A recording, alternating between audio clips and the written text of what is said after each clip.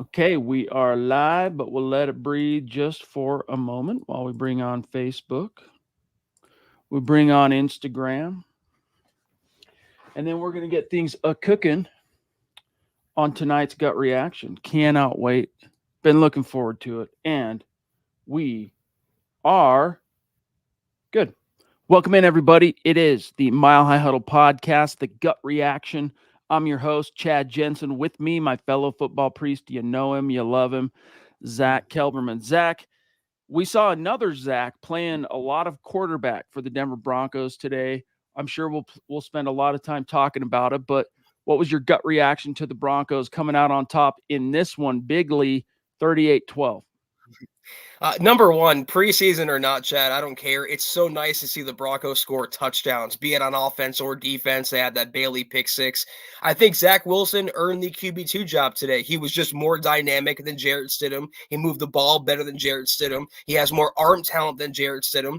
And I want to give you some credit, Chad, because you've been a little more of a Wilson proponent than I have. I've been pretty hard on Zach the last 3 months, but he did outwork Stidham this summer, just like Bo did for the number one job. I do think Zach should be number two. He had a little bit of a shaky start today. And by the way, guys, roll with the punches if you see me fiddling with my light.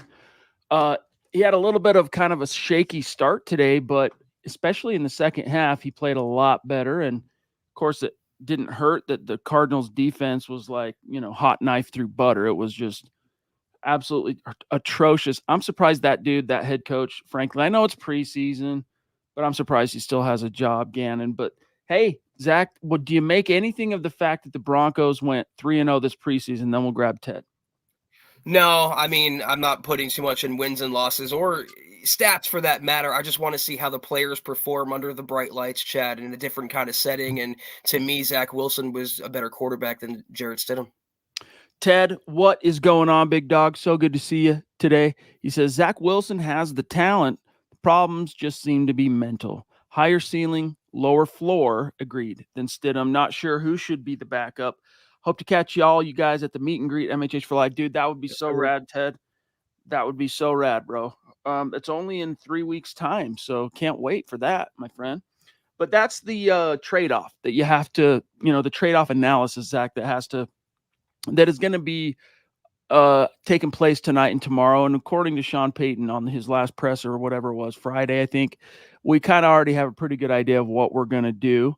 To me, Zach, that's telegraphed as Jarrett Stidham's our QB2 just by virtue of how the play time was, like they kind of protected him a little bit more, small exposure, couple of series, whatever. But Zach Wilson does offer you some upside. Jarrett Stidham, that floor is higher. So, he's not as much of a risk if you have to turn to him. But at the same time, in the league, it takes more than a high floor. And so, let me ask you this. In a backup quarterback situation, do you prioritize more, Zach, the higher floor or the higher ceiling?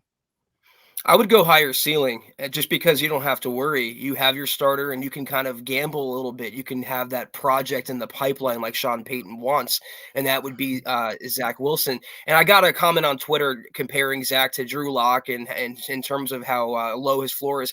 Drew Lock was priming to be a starter. You're not going to have that issue with Zach Wilson. So if they go with two, and you mentioned Chad hiding Stidham because he might be safe on the 53. They might have hit him today because they have some trade options. They don't want to expose him to injury. That could be a case too.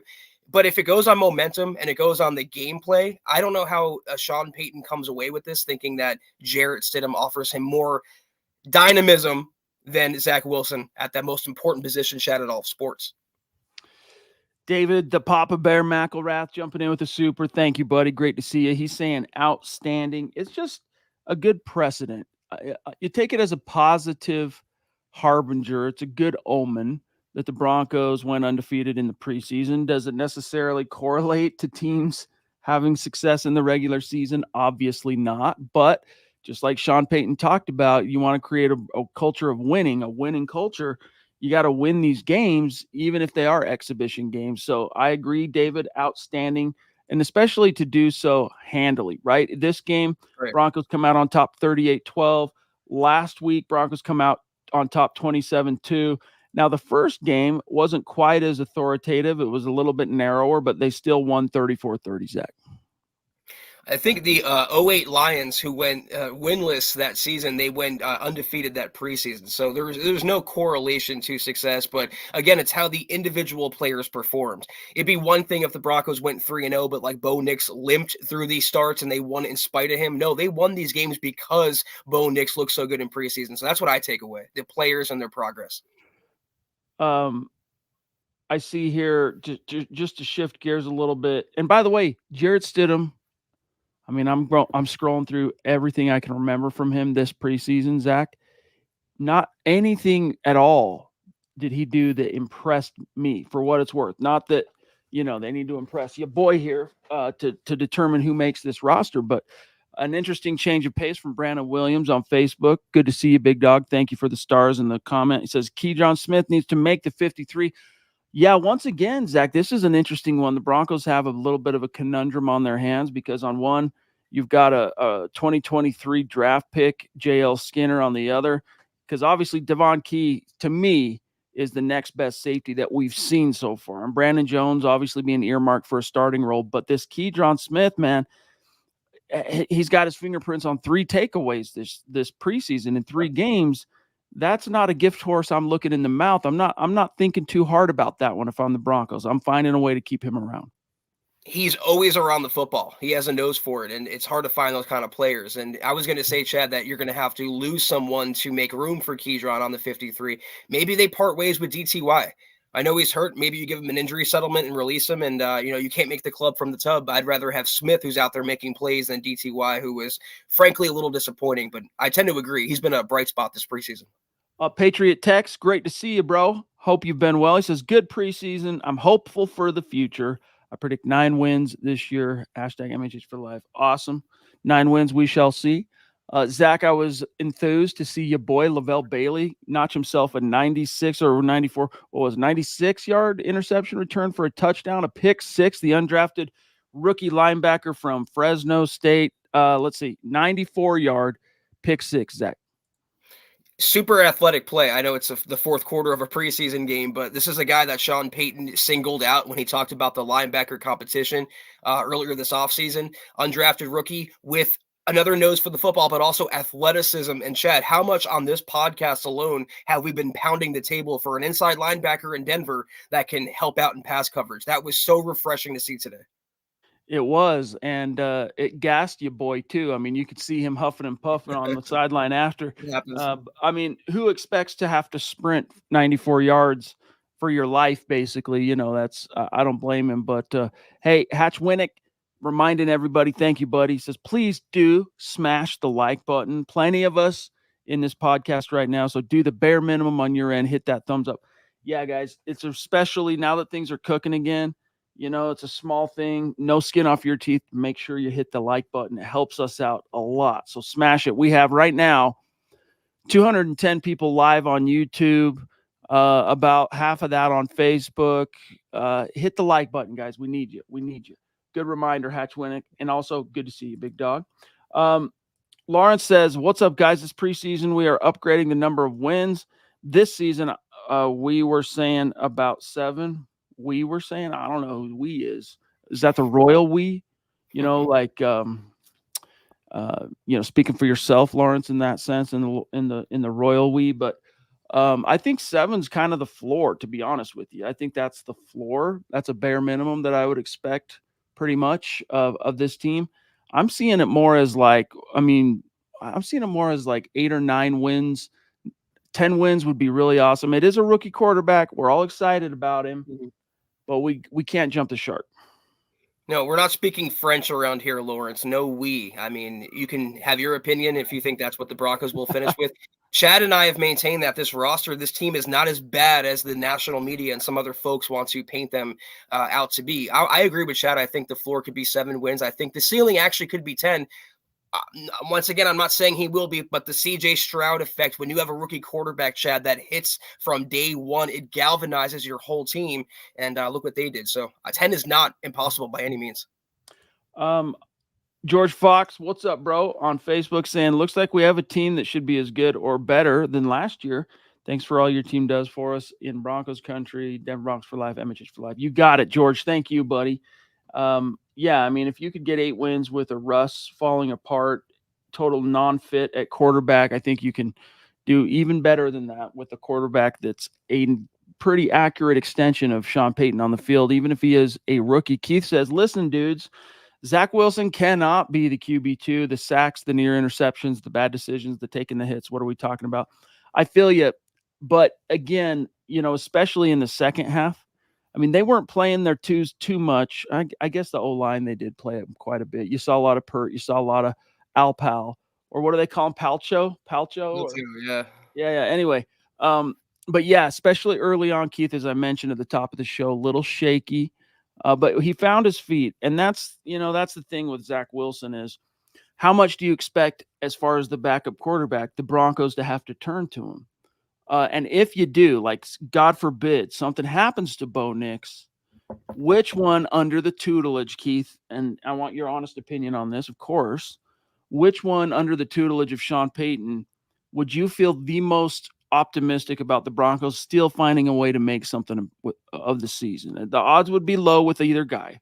That is a given. But which one would give you the most optimism? In the short term, I could promise you, if it was Zach, we just need a guy to win us one game while Bo Nix's hamstring heals up. Okay, Stidham, that's the guy that you could feel probably the most comfortable with. But if he has to go beyond a game, defenses get wise to a limited quarterback like Stidham pretty quickly, and then jigs up.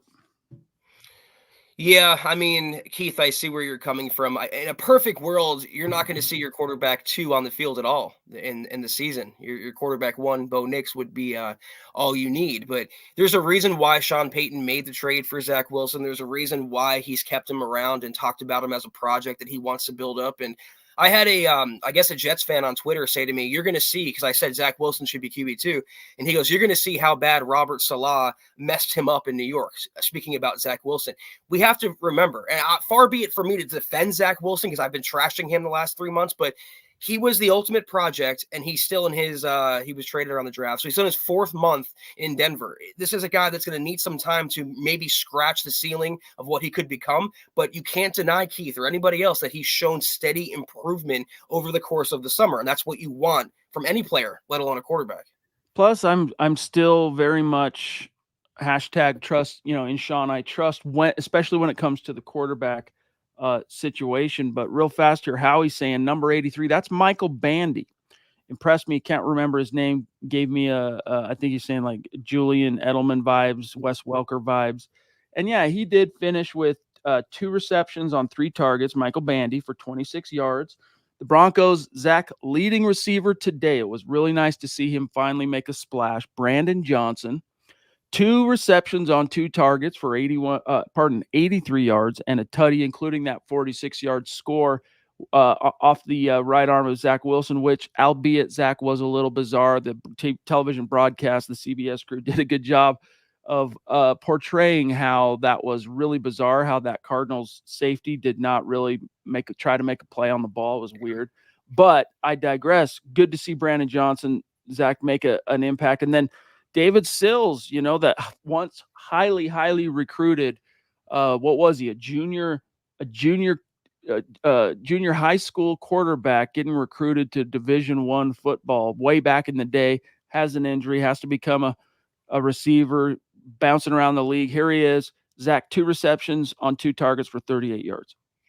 I just don't know what you're going to do with all these guys. And even Sean Payton talked about that some of these guys might be playing for different teams in the next week. And it's a good problem to have, but it's a problem nonetheless.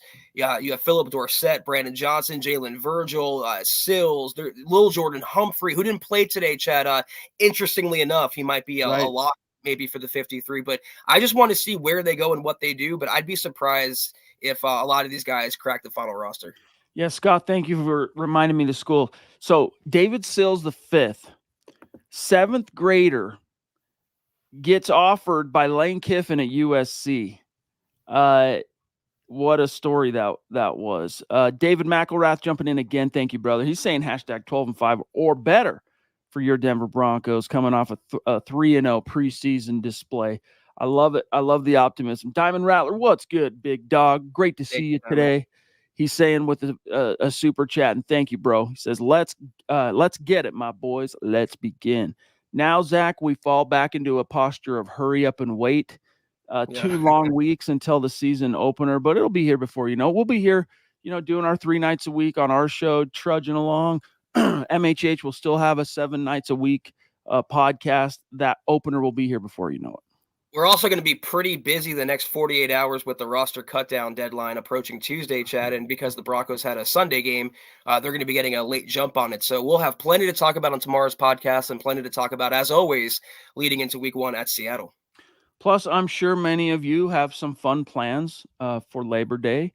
It's going to be fun. I'm going to be taking a little bit of a getaway up into the Rockies to this coming weekend. So, kind of a one last recharge before it's really time to bear down for the season. It's going to be really cool. Money Moore jumping in. What's up, bro? Thank you. Great to see you, big dog. He says, wish we could have a 60-man roster. So much talent. Yeah, that's a thing, bro. I got to tell you, Zach, the more I watch this Broncos roster play, albeit again, it's preseason. We can't get too far out over our skis. The more I'm going, these tropes that they're an untalented roster or a quote talentless roster are completely asinine.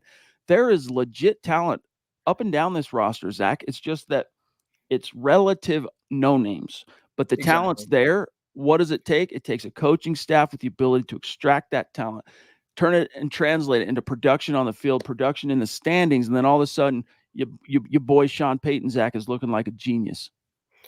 That's exactly what it is, because enough people don't know enough names on the Broncos roster. There's correlation is causation there. So the Broncos roster isn't good enough, but those who know. And this team is not going to be 3-14. They're not going to have the number 1 overall pick. They're not going to be worse than like the Giants or the Patriots or the Panthers.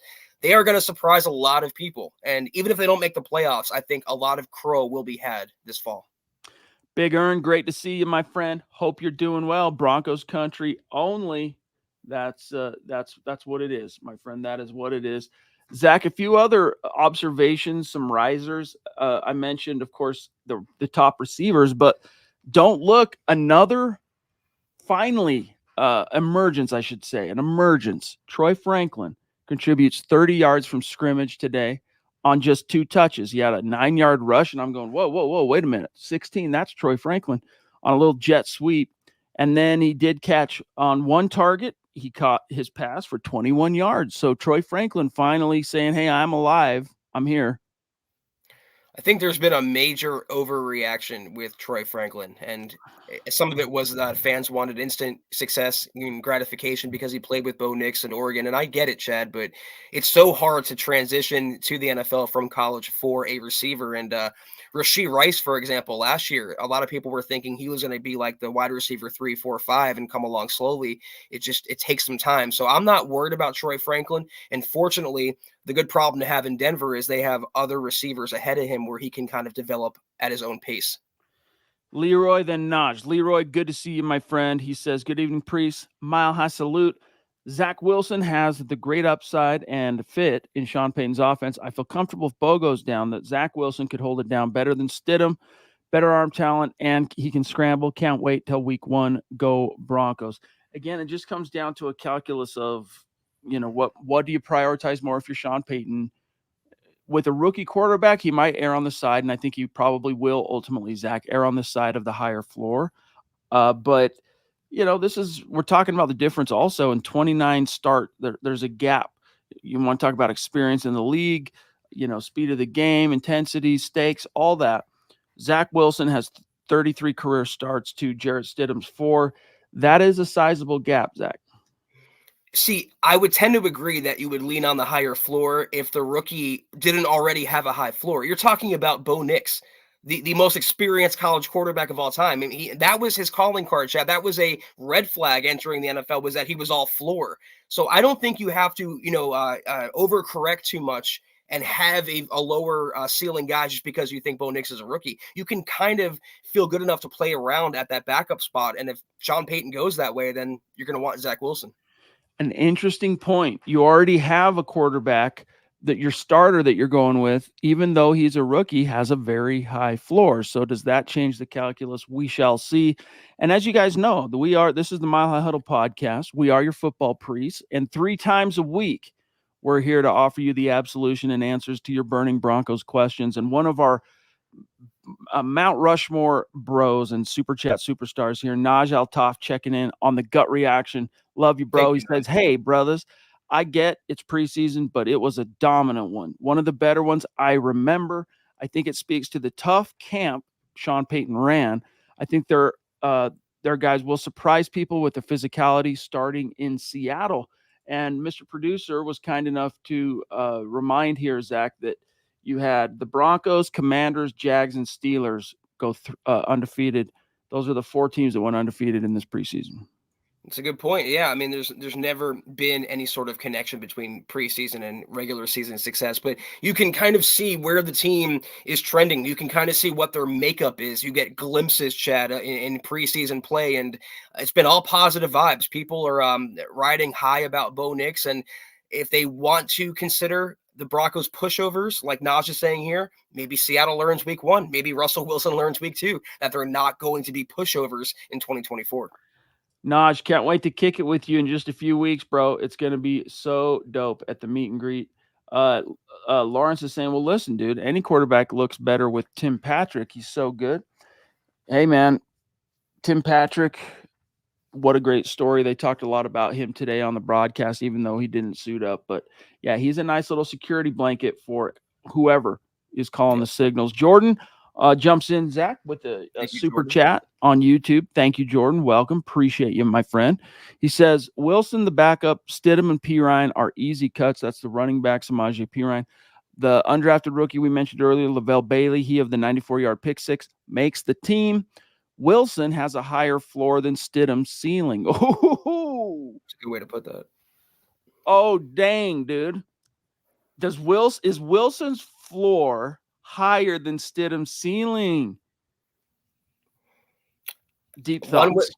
One was a number 2 overall pick, so I think based on that alone, there's a reason why he was that. I know he bombed out in New York. I get all that, Chad, but the Jarrett Stidham experience is literally everything within 8 yards of the line of scrimmage. It's checkdowns, it's quick, easy passes that never move the chains, and you end up punting. We saw enough of that over the last 8 years, and hopefully Sean Payton realizes that too and goes with the guy that can connect down the field to Brandon Johnson on touchdown bombs that Jarrett Stidham just can't make, Chad.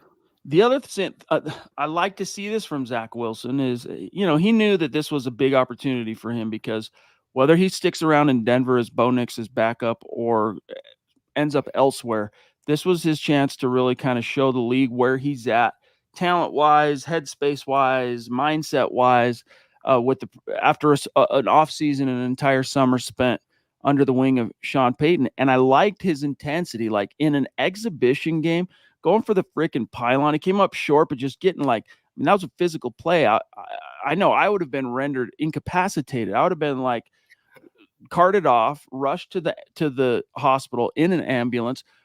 I'm making light here. He's obviously a young elite athlete. That's what he does, but not too many quarterbacks, Zach, especially veterans who've seen the amount of time he has, are putting it all on the line, trying to stretch for the pylon, Zach, in a preseason finale. So I did appreciate and kind of resonate, I'll say, with Zach Wilson's intensity, even though it took him a couple possessions to kind of get things cooking.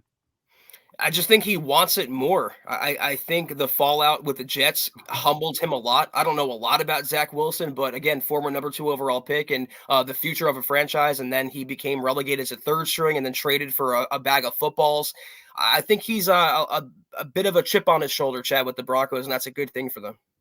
Eric Flynn, what's up, brother? Great to see you tonight. Thank you for the stars on Facebook, big dog. Keep an eye out for that jersey this week. So Jeremy Barker jumping in. That's a newer name on Super Chat. So, hey, welcome, Jeremy. Thank you, big dog. He says, I think winning in the preseason does show some good talent. I mean, what are you supposed to do? Just take it on the chin and just suck through a preseason? I think you can probably, Zach, draw a little bit more accurate maybe a little bit more accurate takeaways from teams that are able to go out there and like, hey, it's just like we talk about with Bo Nix. Oh, he only went against the twos, and he only went against the twos and threes and all this. It's like, well, he can only face the opponents that are out on the field in front of him. And the same goes for the team, generally speaking. Like it's the preseason. Did they handle their business? They handled their business. Okay, check that off the box. Encouraging at the very least. Yeah, that's why you can't just watch the box score. You have to watch the game. I don't really care that the Broncos won. I want to see how the Broncos won. I want to watch every drive and every play. And preseason it's meaningless to an extent, but it also creates the culture of winning. If you do learn how to win, it starts in the summer and it can continue through the fall. So there is some utility for it. And the Broncos, they aced their preseason. Nothing more to it. Absolutely. We've got also here, Zach, I want to mention, and thank you again, Jeremy. I want to talk a little bit also about some other risers here, like the cat that led the team in sacks today, defensive lineman, formerly of Air Force, Jordan Jackson, notched himself a couple of sacks early in the game. Do you think, there's a little bit of a logjam there competition-wise, Zach, on the defensive line, because you've got a pretty solid top four now in DJ Jones, Zach Allen, John Franklin Myers, Malcolm Roach, and then kind of a intense competition for those next couple of spots. Do you think Jackson did enough today to get himself on the roster? I mean, did Matt Henningsen do anything like Jackson did in the preseason? Did Elijah Garcia do anything this preseason? It's about making plays and standing out. Same with Lavelle Bailey, who was probably going to be a practice squad or a release candidate, and he might make the 53 now. You have to get your coach's attention, and he got my attention. Jordan Jackson did, and it's so nice, Chad, to see the Broncos create pressure from their front three or front four and not have to rely on blitzing. They could use more of that. And as a whole, though, the defensive line, we've said this for a while now, is so nice and day better than they were in 2023. I'm excited to see them play this season. The broadcast today also did a good job, Zach, mentioning how well the Broncos have defended the run this summer in the preseason. Again, you can't draw too many lasting conclusions from it, but very encouraging considering how bad this team was against the run last year in year one of the Vance Joseph era. Justin Massey, what's up, dude? Jumping in on Facebook. He says, hey, guys, came in late, so I'm not sure if it's been brought up or not. Ernest Jones, do you think we make a play, Zach? The Rams linebacker, I think he's on the trade block now. I don't know. I usually would say yes because I'd want some new blood and some athleticism at that ILB spot. But Lavelle Bailey just had a pick six. Sean Payton has been talking him up for a while. He's been competing. He knows the playbook and Vance's defense. I would tend to just go with him and see what he can do, then give up a draft pick for Jones. So for what it's worth, Ernest Jones, former third-round pick just 2 years ago. So same draft class as Zach Wilson out of South Carolina. And up to this point in his young career, he has started 33 games, oddly the same exact number as Zach Wilson. Different positions, obviously. But last year, Zach, he did have 15 starts for the Rams, finished with a whopping 145 tackles, 74 of which were solo, 4.5 sacks. Let's see, couple of where I thought I saw a pick, maybe not. No, that was his rookie year. So solid stats. I would not just say no to it out of hand. I would want to know what the ask is. They're probably trying to get at least a third round pick out of him, would be my guess. To me, that I would rather just roll with what the Broncos have.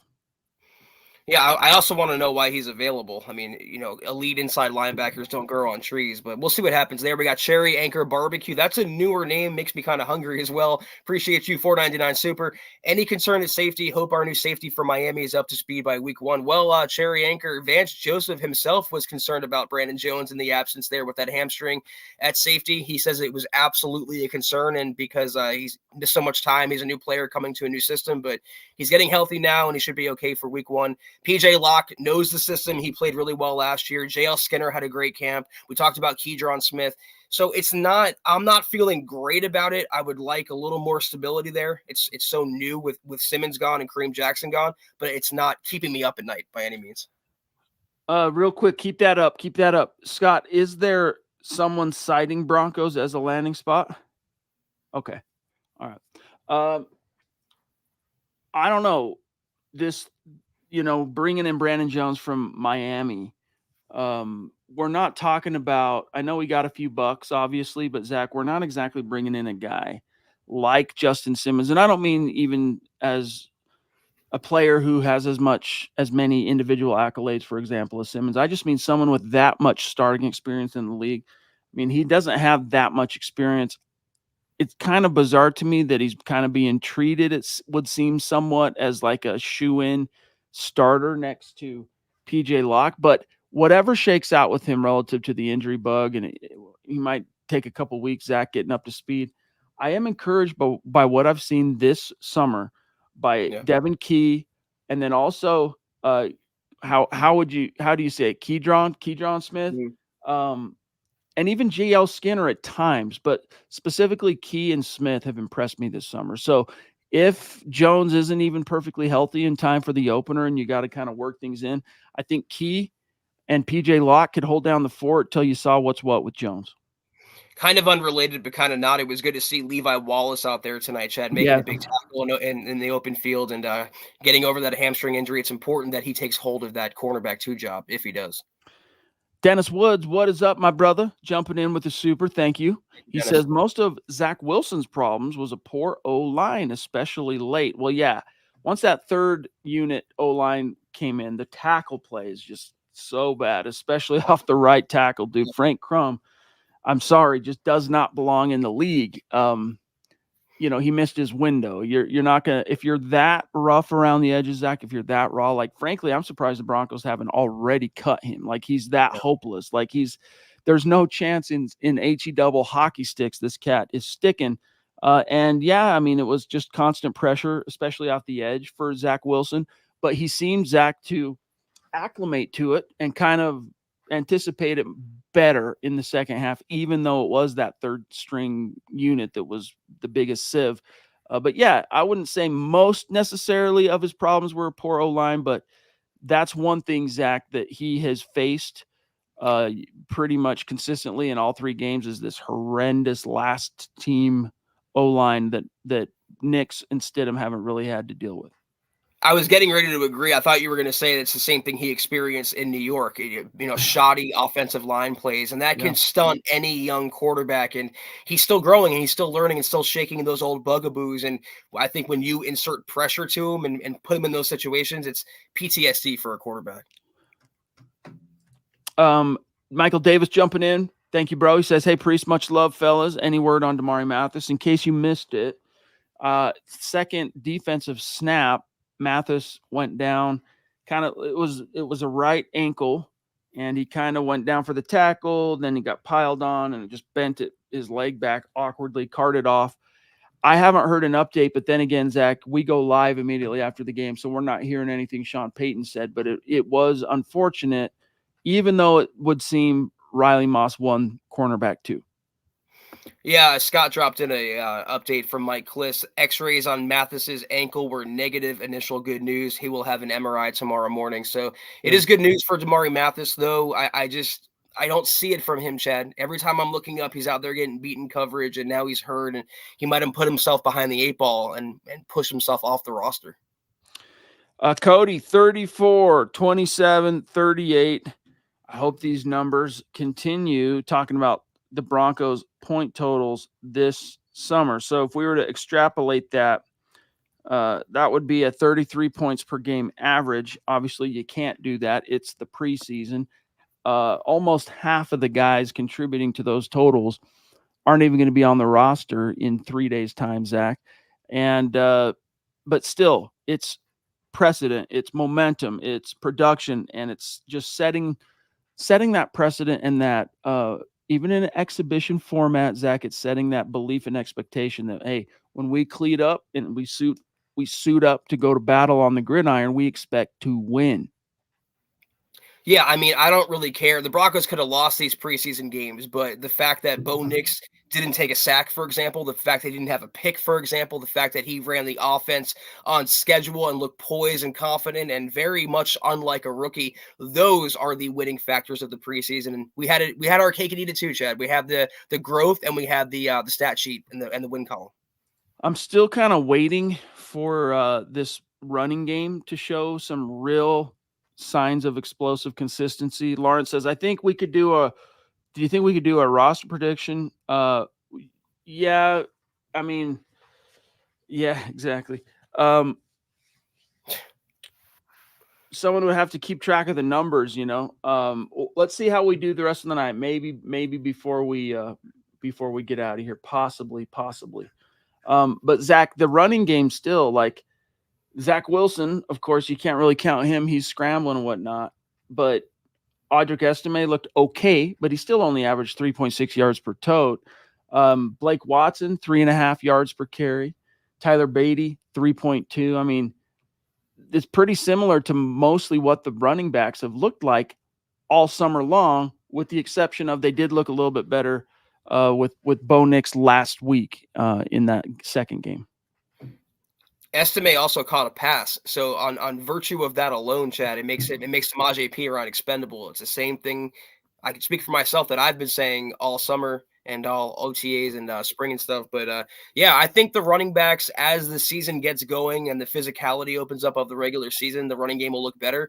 But Estime has looked consistently solid, pretty much as advertised as that bruising running back on early downs. Yeah, he looked a lot better today. Just a little bit more like, okay, kind of acclimated to the speed of the game. But the broadcast, the CBS crew were talking about Samaje Perine and him not suiting up as if that was emblematic, Zach, of having a roster spot locked down. I'm not so sure. I kind of expect him to be cut just because what we've seen from the running game, it just seems like you could make a lot more hay, Zach, with a Beatty or with a Watson. You're keeping Estime no matter what. You're keeping Williams and McLaughlin no matter what. I would rather you try, honestly, I would rather you try and keep Tyler Beatty around on your 53-man roster and hopefully try and sneak Blake Watson onto your practice squad, according to me, then hold on to Samaje Perine, who just costs a lot. You know, he costs a lot for what he actually brings to the table. What I think the Broncos are going to do with Samaje is the same thing they did with Albert O last summer, which is try to dangle him for a trade, and if no one bites, then just release him and move on. You don't need him; he's too expensive. He doesn't do anything the other running backs can't already do, and you have to get younger, cheaper, faster, more explosive. I'm curious to see if you guys are starting to get used to these new uniforms. You know, it's now 3 games in a row that we've got the new helmet design. Now 2 games in a all 3 games have been the white jersey. We got the orange pants last week. Once again, we got the white pants with the white jersey this game. Are you starting to get used to that? And then we'll grab Ryan here. Yeah, I mean, I have warmed up to the jerseys. I wasn't a fan. I'm an old school guy, Chad. I'm a traditionalist as you are, but it looks pretty good. I'm excited to see, as always, though, the throwbacks when the Broncos finally break them out this fall. Ryan, he says, "Hey guys, coming in late, had to feed horses. Hey man, those horses got to get fed." He says, "But isn't me or does Zach Wilson look pretty good to be a backup go MHH?" You know, once he kind of got his footing underneath him, I was mostly happy with what I saw from Zach Wilson. Showed some athleticism, a little ability to move, showed some cojones, or at least the chutzpah, Zach, to like, hey, there's an opportunity. Boom, you know, over the top to Brandon Johnson. You just don't often see Jarrett Stidham. I think you said it best earlier, Zach, trying to distribute the ball or willingly being willing to distribute the ball beyond 8 yards of the line of scrimmage. Yeah, I just think Zach Wilson's style of play endears himself better to Sean Payton than Jarrett Stidham. Nothing against Stidham. I'm sure he's a good guy.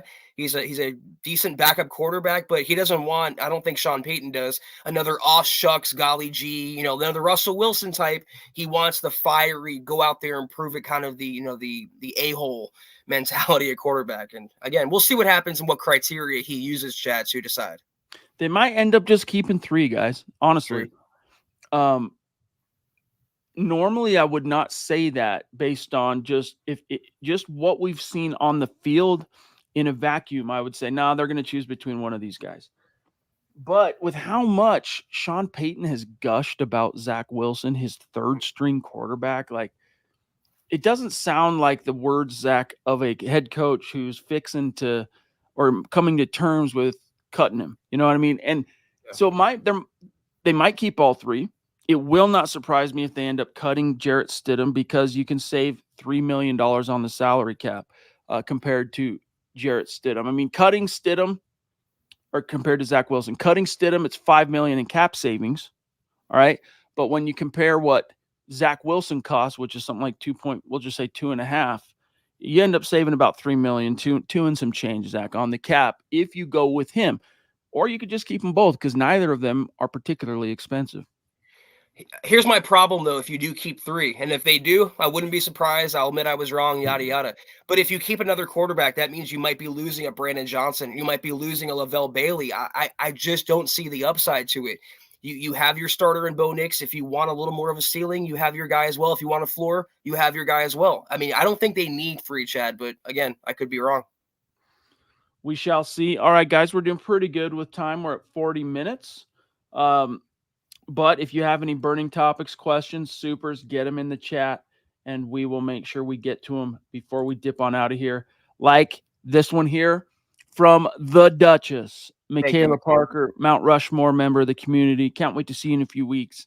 Love you. She says, what's your opinion? Wilson over Stidham. I like him. MHH rocks.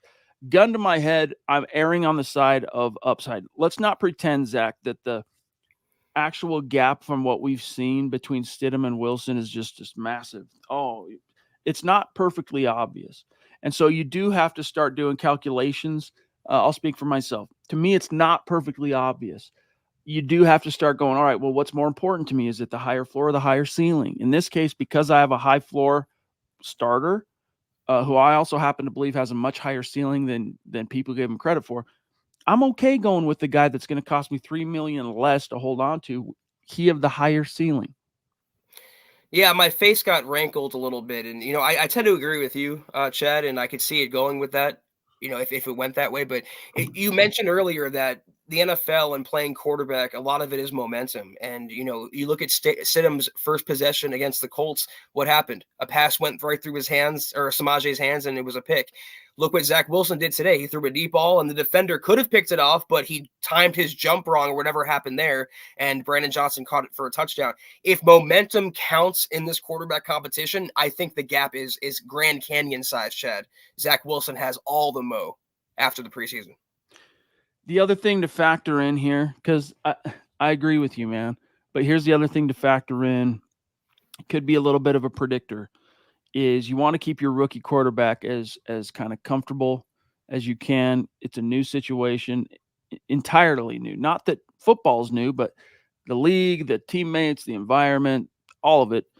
And he does have some history and a past with Stidham. Like he does have an experience and a history of looking to Stidham as somewhat of a big bro and a leader. It was Stidham who greeted him for his visit to Auburn back when he was a prospect, his recruiting trip, whatever, ushering him around the campus, knows the Knicks family. The Knickses know Stidham. That comfortability and that experience might make a difference in terms of how the coaches factor it in.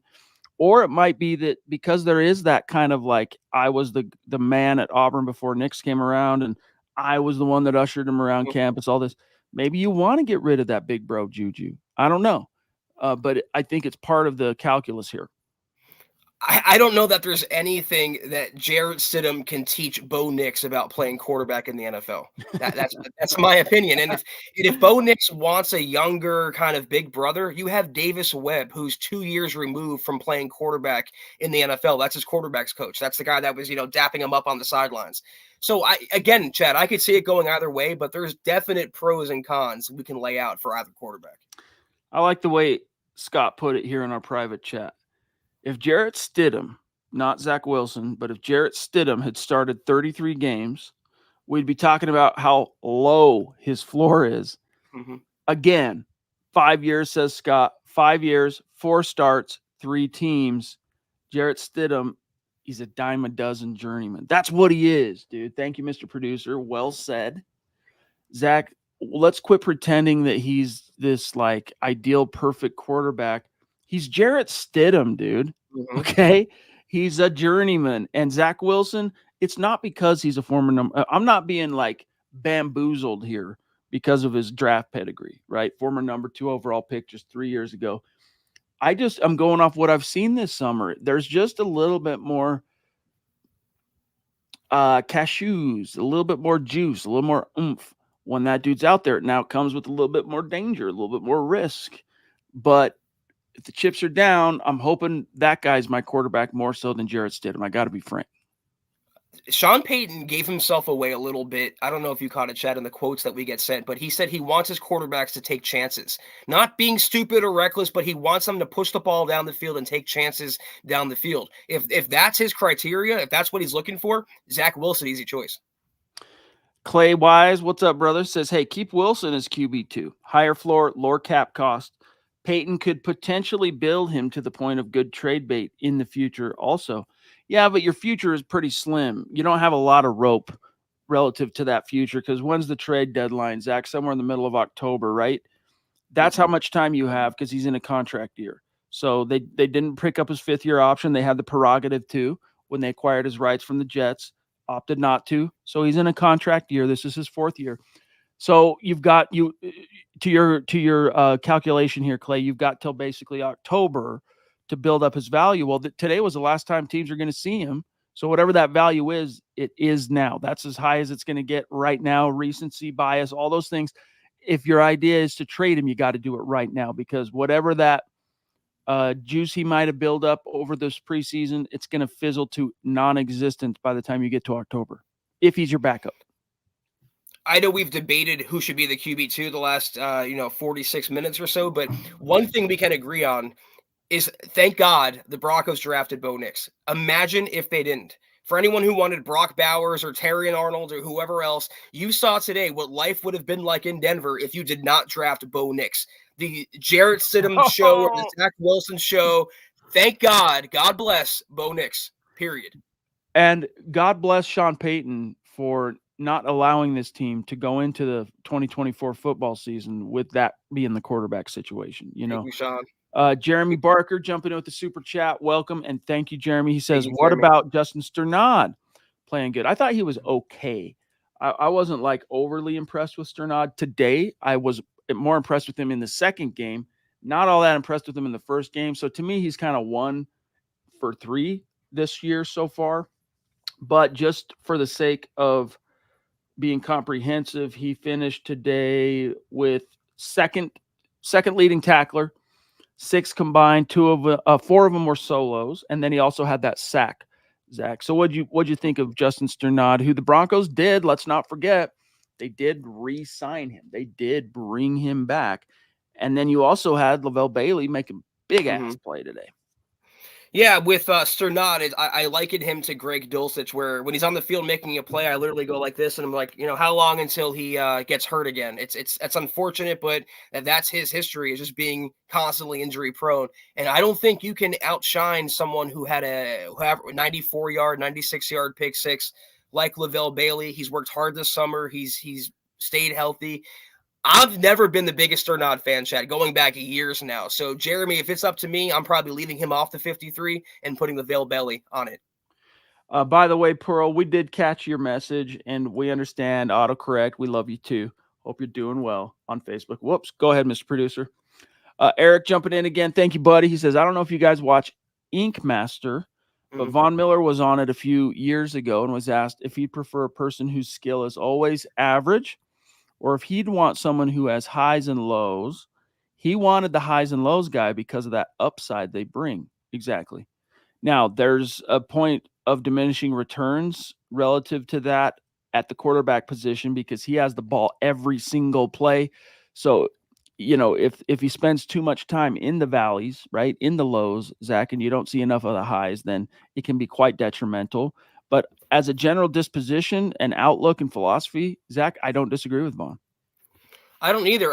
You have to ask yourself, what quarterback do you have faith in that can throw a 40-yard touchdown pass to win the game or to make a tight window throw using all of your arm strength? And if you watch the Jets week 1 game last season after Aaron Rodgers went down, they beat the Bills. They came back and beat the Bills. And who had the game-winning touchdown pass?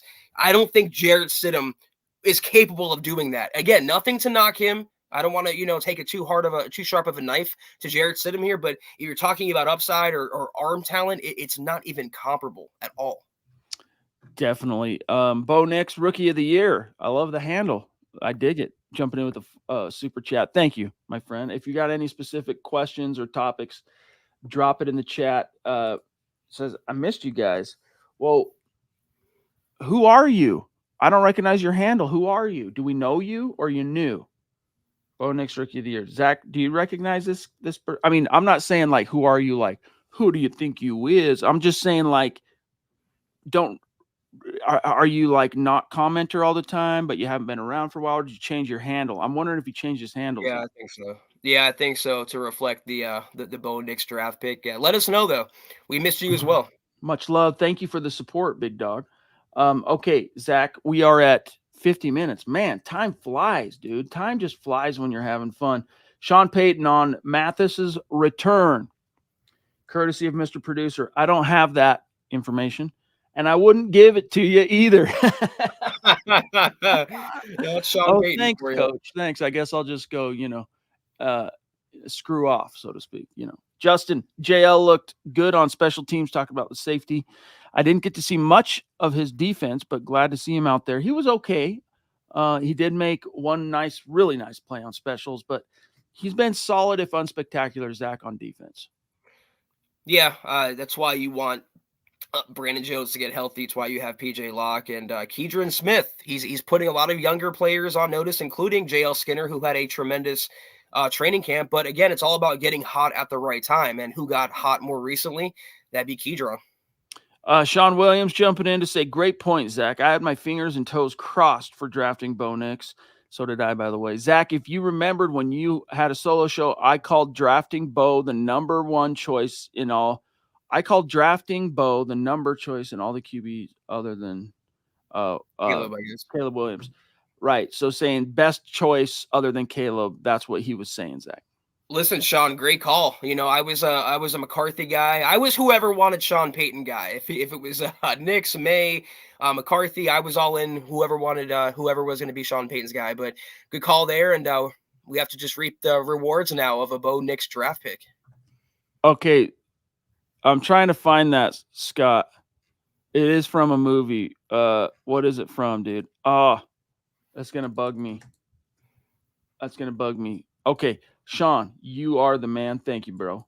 I was just okay. I was Justin Simmons is the best safety last year. I got you.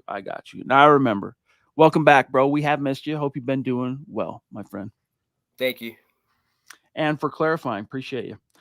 Zach, so I don't forget, I'm going to check real fast to see if there's anything on Instagram. Let me give some props here. Salutes from Brazil, from Zanini, Andre Zanini. What up, Andre? Jay is saying, keep Wilson. It's a little bit harder to see things. I see Chase is over there. Some shouts to David Canada, Jaime, Sean, Maverick. What's up? Good to see you guys. Thank you for being with us over on IG. We are about out of time, guys, though. So this is your 2-minute warning, last ditch call. Four questions, comments, supers. What happened to Keith, though? I wanted to see Keith if he had any pushback from our pushback. Where I don't know where he went, but I haven't seen anything relative to the response after his comment about Zach Wilson too unreliable to be the backup. But Zach, coming out of this, gun to your head, do the Broncos keep 3? And if they don't keep 3, who's Sean Payton's quarterback 2? I'm going to go on a limb. I know you're rolling with Stidham, so for the sake of conversation, I'm going to say they keep 2, and they keep Zach Wilson, the higher ceiling guy, the pet project, and someone that Sean Payton has a little more investment in. I think Wilson, if it were up to me, I would go with Wilson, but I think it seems quite clear the direction that he's leaning Sean Payton, and that would seem to be Stidham. And as much as I've enjoyed watching Zach Wilson play well in 2 of his 3 preseason games, he hasn't been so good that the idea of got to keep that third quarterback, I don't think it happens. I think one of those guys is gone. And the thing to consider, once again, is the financial motives here. This is a team that is eating an ungodly record amount of dead money on Russell Wilson this year, 50 some odd million this year. It's one of the reasons why the team's offensive line depth is as bad as it is. They just didn't have the money to go compete and bring in some top already developed veterans. And so you need every $1 million that you can get, right? In terms of giving yourself some breathing room. And let's also not rule out what we might see, not necessarily quarterback, but the cuts that are coming in the next 2 days. The deadline's Tuesday, the 27th. Broncos might find some upgrades on offensive line based off of the cutting room floor, but gun to my head, I don't think they keep 3, and I think they keep Stidham. And we have an update from Scott on Damari Mathis from Sean Payton. Do you have an update on Damari Mathis? No, I think that I do. The images were real positive, so I don't think it's anything significant. That's good news. The timing on those just at this point. I have no timing. I wouldn't give them to either. Yeah, Good old Sean. Yeah. When it comes to the media, it's like, do you remember that Drowning Pool song, Let the Bodies Hit the Floor? Like, Yep. Sean Payton, he doesn't want to see it media. If he could avoid the media every day, that would be a good life for Sean Payton. But That's so good. okay, let me just make sure we haven't missed anybody on the super chat. This is officially the last call. We got a couple messages for you guys before we dip out. Don't leave quite yet. Any burning topics? Now's the time. Can't believe it's been 56 minutes. Another tremendous episode, as always, of the Mile High Huddle podcast. If you're not doing so, please follow us on Twitter at the MHH Pod. You can follow the main account on Twitter at Mile High Huddle, Chad at Chad and Jensen, myself at Kelberman NFL, and Scott, our producer, at Scout Kennedy. If you guys want some merch like we're rocking each and every single podcast, check out mhhmerch.com and get you some. If you haven't done so yet, please drop us a like at facebook.com/Mile High Huddle Pod. You can find us on Instagram at mile_high_huddle. If you're listening on Spotify or Apple Podcasts, make sure you're leaving your football pre-save 5-star review for a chance to win some of that merch each and every single month. But if anything, y'all, please, please, please subscribe, like, and share this video and every video you see on the MHH channel. It really helps us grow and reach more Broncos fans just like you, baby. And by the way, guys, we are getting back. Starting September 1, we are getting back to our regularly scheduled jersey raffles, top super chats, top 10 super chat in the month. Going a hat, we do the live drawing. We're getting back to that. We're getting back to setting the star goal on Facebook. And if we hit the star goal on Facebook each month, we also raffle off a jersey. Likewise, we're getting back to that September. We have been raffling and giving away jerseys all summer long. We just haven't been doing it through the traditional, top 10 finishers. We've just been a little more loosey-goosey with that. But we're getting back to the rules. Now that it's a regular season, we're getting back to that. Mile High salute and a special shout-out to the great Super Chat superstars and supporters tonight, helping us keep the lights on. Like Ted, what's up, brother? Thank you. The Papa Bear, David McElrath, Brandon Williams, Patriot Tex, Lawrence Rivera, George Fox. We got the Papa Bear, Diamond Rattler, OG, Money Moore, Naj, legendary, mythical figure, Jordan, Jeremy Baker, Eric Flynn, or Barker, my bad, Justin Massey, Cherry Anchor, Barbecue. I'm also getting hungry reading your super chats. Dennis Woods, Michael Davis, Cody Dubb in the house. It's great to see you, Cody Dubb. Ryan Jones, The Duchess, love you, Michaela. Clay Wise, let's see, Bo Nix Rookie of the Year, not to be confused with Justin Simmons best safety, and I think I got everybody. So much love and respect. Zach and I will be back tomorrow night for the Aftermath episode, and even though, Zach, the deadline is Tuesday, I would expect that we're going to start hearing about some cuts tomorrow.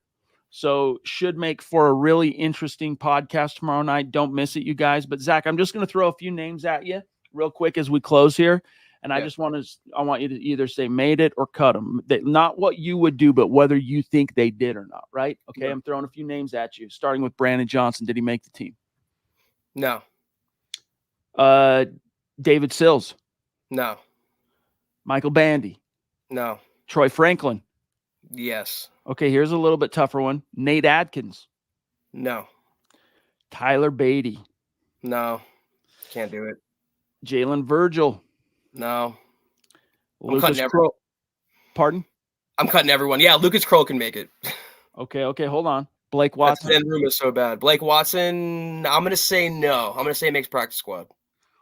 Zach Wilson. Yes, QB2. All right. Here we go. Hold on.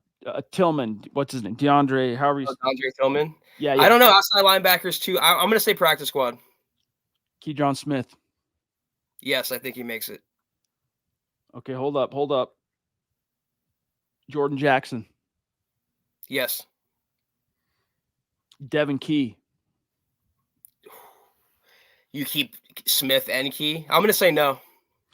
I'll say practice squad. Lavelle Bailey. I'm going to say yes. Jonas Griffith. Yes. Last, Justin Sternad. No. Okay, interesting. Lots of interesting questions. We'll see how it shakes out. We'll start, like I said, I think getting some intel on this. But guys, love you. We'll see you tomorrow. We're going to have to go back and see how many I got right and wrong, Chad. It's going to be interesting. But have a great rest of your Sunday, everyone. We'll see you tomorrow. Take care. And as always, go Broncos.